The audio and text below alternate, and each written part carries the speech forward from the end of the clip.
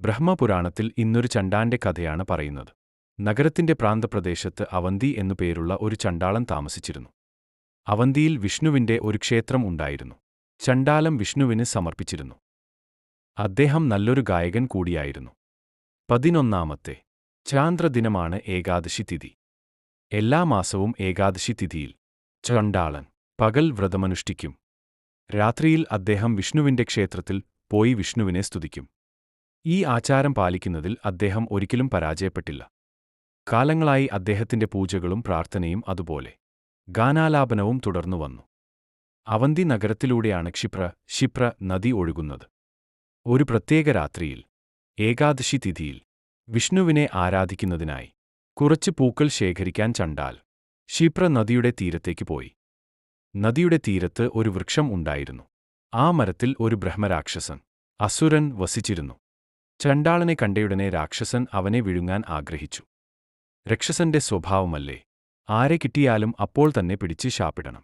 അങ്ങനെ ബ്രഹ്മരാക്ഷസനും ചണ്ടാളനെ ഭക്ഷിക്കുവാൻ തീരുമാനിക്കുന്നു. ദയവു ചെയ്ത് ഈ രാത്രി വേണ്ട, ചണ്ടാല പറഞ്ഞു. എനിക്ക് രാത്രി മുഴുവൻ വിഷ്ണുവിനെ ആരാധിക്കണം. ഞാൻ ഇപ്പോൾ പോകട്ടെ. നിങ്ങളുടെ ജീവിതത്തിലേക്ക് ഭക്ഷണമാകാൻ ഞാൻ നാളെ വരാം.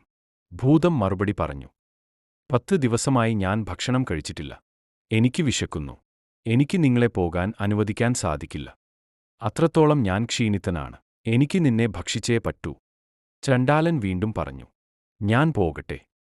പ്രാർത്ഥന കഴിഞ്ഞാൽ തിരികെ വരുമെന്ന് ഞാൻ വാക്ക് തരുന്നു. അപ്പോൾ നിങ്ങൾക്ക് ഇഷ്ടമുള്ളതുപോലെ എന്നോടൊപ്പം പ്രവർത്തിക്കാൻ നിങ്ങൾക്ക് സ്വാതന്ത്ര്യമുണ്ടാകും. അസുരൻ ചണ്ടാളത്തെ വിട്ടേച്ചു. ചണ്ടാല ക്ഷേത്രത്തിലേക്ക് പോയി. അദ്ദേഹം വിഷ്ണുവിനെ ആരാധിക്കുകയും വിഷ്ണുസ്തുതികൾ ആലപിക്കുകയും ചെയ്തു. അടുത്ത ദിവസം അവൻ ഭൂതത്തിന്റെ അടുത്തേക്ക് മടങ്ങി. ഭൂതം അത്ഭുതം കൊണ്ട് കണ്ണുമിഴിച്ചു. അവൻ ഒരിക്കലും ഒരു മനുഷ്യനെ ഇതുപോലെ വിശ്വസിച്ചിരുന്നില്ല. അവൻ പറഞ്ഞു, ഞാൻ ശരിക്കും ആശ്ചര്യപ്പെട്ടു. ഭൂതം വീണ്ടും പറഞ്ഞു, നിങ്ങൾ വളരെ സത്യസന്ധനാണ്. നിങ്ങൾക്ക് ഒരു ചണ്ടാളനാകാൻ കഴിയില്ല. നീ ഒരു ബ്രാഹ്മണനായിരിക്കണം. എന്റെ ചോദ്യങ്ങൾക്ക് ഉത്തരം നൽകുക. രാത്രി മുഴുവൻ നിങ്ങൾ എന്താണ് ചെയ്തത്?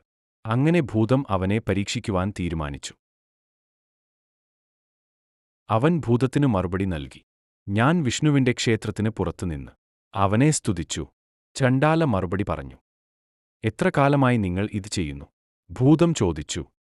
20 വർഷക്കാലം, ചണ്ടാലയുടെ മറുപടിയായിരുന്നു. നീ ഇതിലൂടെ ധാരാളം ഗുണശേഖരം നേടിയിരിക്കുന്നു. അസുരനായ രാക്ഷസൻ പറഞ്ഞു. ദയവായി എനിക്ക് ഒരു രാത്രിയുടെ പുണ്യം നൽകൂ. ഞാൻ ഒരു പാപിയാണ്.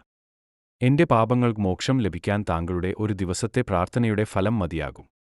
ദയവായി അങ്ങ് എനിക്ക് അത്രയെങ്കിലും സഹായം ചെയ്യൂ. ഇല്ല, ചണ്ടാളൻ മറുപടി പറഞ്ഞു. ഞാൻ എന്റെ പുണ്യവുമായി പിരിയുകയില്ല. ഞാൻ എന്റെ ശരീരം നിനക്ക് തന്നിരിക്കുന്നു. നിനക്ക് വേണമെങ്കിൽ എന്നെ തിന്നൂ. പക്ഷേ പുണ്യം എന്റെ സ്വന്തമാണ്. അത് ഞാനാർക്കും നൽകില്ല. അപ്പോൾ വളരെ നല്ലത്. ഭൂതം പറഞ്ഞു. എനിക്ക് 2 മണിക്കൂർ വിലയുള്ള പുണ്യം തരൂ. ഞാൻ ഒരു പാപിയാണ്. എന്റെ പുണ്യമൊന്നും നിനക്ക് തരില്ലെന്ന് ഞാൻ പറഞ്ഞിട്ടുണ്ട്. ചണ്ടാളൻ മറുപടി പറഞ്ഞു. ഇത്രയും പാപങ്ങൾ ചെയ്ത നിങ്ങളുടെ പാപം എന്തൊക്കെയാണ്? നിങ്ങളുടെ പാപം എന്താണ് എന്ന ചോദ്യത്തിന് ബ്രഹ്മരാക്ഷസൻ തന്റെ കഥ വിവരിച്ചു തുടങ്ങി. അവന്റെ പേര് സോമശർമ്മ. അവൻ ദേവശർമ്മയുടെ മകനായിരുന്നു. ദേവശർമ്മ ഒരു ബ്രാഹ്മണനായിരുന്നു. എന്നാൽ സോമശർമ്മ ദുഷിച്ച വഴികളിൽ വീണു.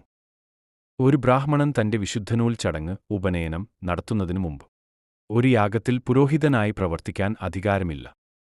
എന്നാൽ ഉപനയനം നടന്നില്ലെങ്കിലും സോമശർമ്മ ഒരു യജ്ഞത്തിൽ പൂജാരിയായി. ഈ പാപത്തിന്റെ ഫലമായി അവൻ മരിച്ചപ്പോൾ അവൻ ഒരു അസുരനായി. അങ്ങനെ കർമ്മബലവും കർമ്മഫലവും കൊണ്ടുള്ള പാപങ്ങൾ കാരണം ഞാൻ ഇപ്പോഴും രാക്ഷസനായി ഭൂമിയിൽ അലയുന്നു. ചണ്ടാളൻ അവന്റെ ദുഃഖകഥയിൽ അനുകമ്പ തോന്നി. അവന്റെ ദയനീയ അവസ്ഥ മനസ്സിലാക്കി അവനെ സഹായിക്കാൻ തീരുമാനിക്കുക. അവന്റെ ചില പുണ്യവുമായി ചേർന്ന് രാക്ഷസൻ പാപമെല്ലാം കളയുന്നു. അസുരൻ ആഹ്ലാദിക്കുകയും നന്ദി പ്രകടിപ്പിക്കുകയും ചെയ്തു. അതിനുശേഷം അദ്ദേഹം ഒരു തീർത്ഥത്തിൽ പോയി കാലങ്ങളോളം തപസ്സു ചെയ്തു. അങ്ങനെയാണ് അസുരനെ മോചിപ്പിച്ചത്. പിന്നീട് നാട്ടിലേക്ക് മടങ്ങിയ ചണ്ടാലൻ അദ്ദേഹം എല്ലാ പുണ്യസ്ഥലങ്ങളും സന്ദർശിക്കാൻ പുറപ്പെട്ടു. അങ്ങനെ പുണ്യസ്ഥലങ്ങളിൽ ചുറ്റിക്കറങ്ങി പ്രാർത്ഥനയോടെ നടന്ന അവൻ ഒരു തീർത്ഥക്കരയിൽ എത്തി. അത്തരമൊരു തീർത്ഥത്തിൽ അവൻ തന്റെ മുൻകാല ജീവിതത്തിന്റെ കഥ ഓർത്തു. വേദങ്ങളിലും ശാസ്ത്രങ്ങളിലും നല്ല പ്രാവീണ്യമുള്ള സന്യാസിയായിരുന്നു അദ്ദേഹം. ഉപജീവനത്തിനായി ഭിക്ഷ യാചിക്കാറുണ്ടായിരുന്നു. ഭിക്ഷ ലഭിക്കുന്ന ഭക്ഷണം, ധനം ഇവയെല്ലാം അദ്ദേഹം ഉപയോഗിച്ചിരുന്നു. ഒരിക്കൽ അയാൾക്ക് ഭിക്ഷ കിട്ടിയിരുന്നു. വളരെ രുചികരമായ ഭക്ഷണം ആയിരുന്നു അത്. എന്നാൽ ചില കള്ളന്മാർ അതേസമയം അവിടെ പശുക്കളെ മോഷ്ടിക്കുന്ന പ്രക്രിയയിലായിരുന്നു. പശുക്കളുടെ കുളമ്പുകൾ പൊടിപടലങ്ങൾ ഉയർത്തി. പൊടി ഭക്ഷണത്തിൽ വീണു. രുചികരമായ ഭക്ഷണം അദ്ദേഹം വെറുപ്പോടെ നോക്കി. സന്യാസി വെറുപ്പോടെ അദ്ദേഹത്തിന് കിട്ടിയ അന്നത്തെ ഭിക്ഷ വലിച്ചെറിഞ്ഞു. ഭിക്ഷ വലിച്ചെറിഞ്ഞതിനാൽ ചണ്ടാളനായി ജനിച്ചു.